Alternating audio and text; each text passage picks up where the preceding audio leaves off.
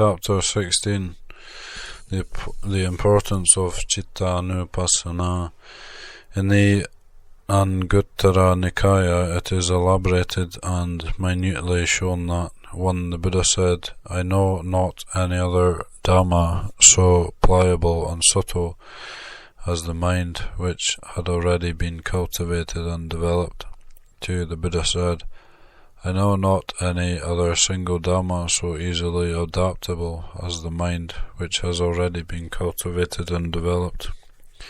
3. The Buddha said, I know not any other single Dhamma so conducive to great profit and benefit as the mind which has already been cultivated and developed. 4. The Buddha said, I know not any other single Dhamma so beneficial as the mind which has already been cultivated and developed. 5. The Buddha said, I know not any other single Dhamma which gives such happiness and enjoyment as the mind which has already been cultivated and developed. It can be implied that and understood that the result of the uncultivated and undeveloped mind are on the reverse.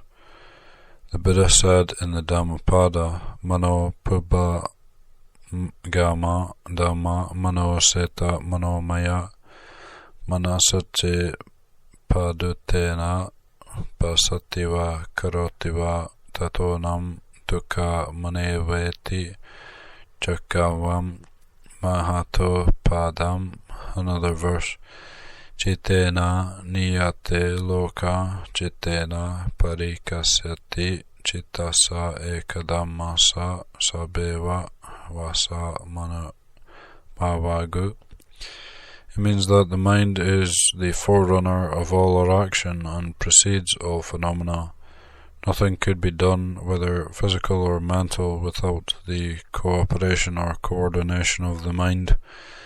In doing either good or evil deeds, the mind plays the prominent part. No action is possible without first thinking about it. Thought occurs only in the mind. When the mind is controlled, out body remains controlled. When the mind is free and uncontrolled, the physical action has no restraint, giving expression to our thought and emotions. The mind, thus, is the central factor which controls all our actions.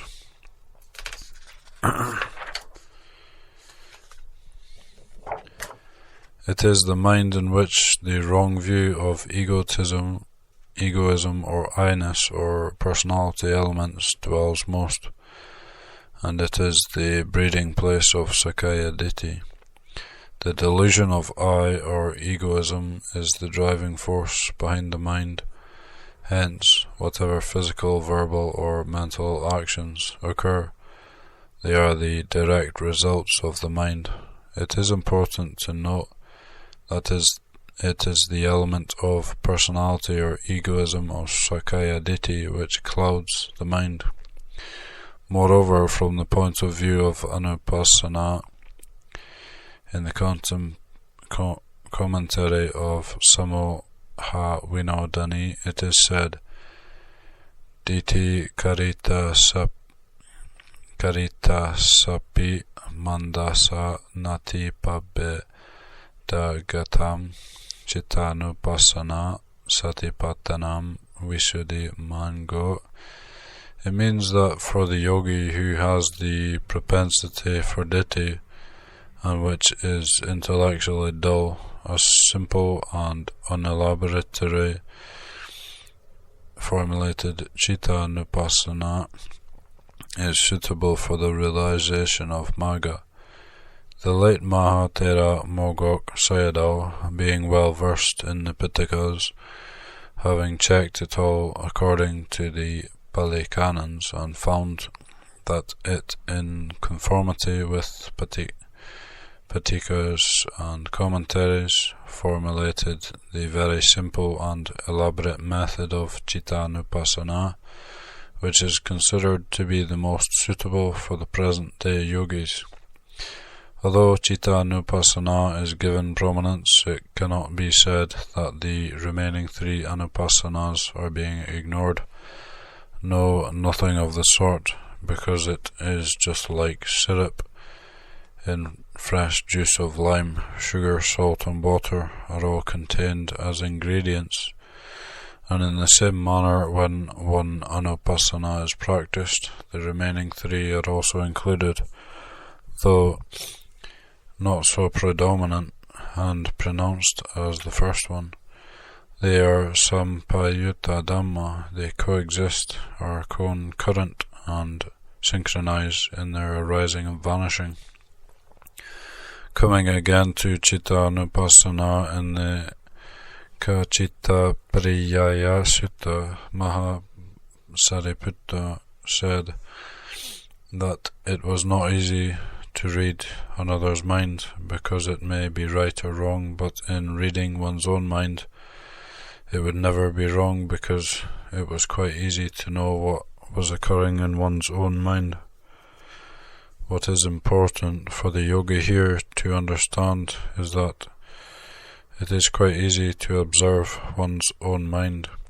Supposing there occurs in your mind lobha citta, you can easily know that lobha citta is occurring in your mind. If dosa citta or isa micha riya occurs in your minds, you can at once know that it is occurring, and if it disappears, you may also know that it disappears. It may be said that in Myanmar many Burmese Buddhists are under the wrong impression, with a perverted view that vijnana transmigrates or reincarnate from one existence to another. It can also be said that many of the population wrongly believe in the existence of the soul. Some may go further to say that it is the soul which departs the body, as long as there is no vacancy to dwell in, just like a larva or of a mosquito which still hangs on to the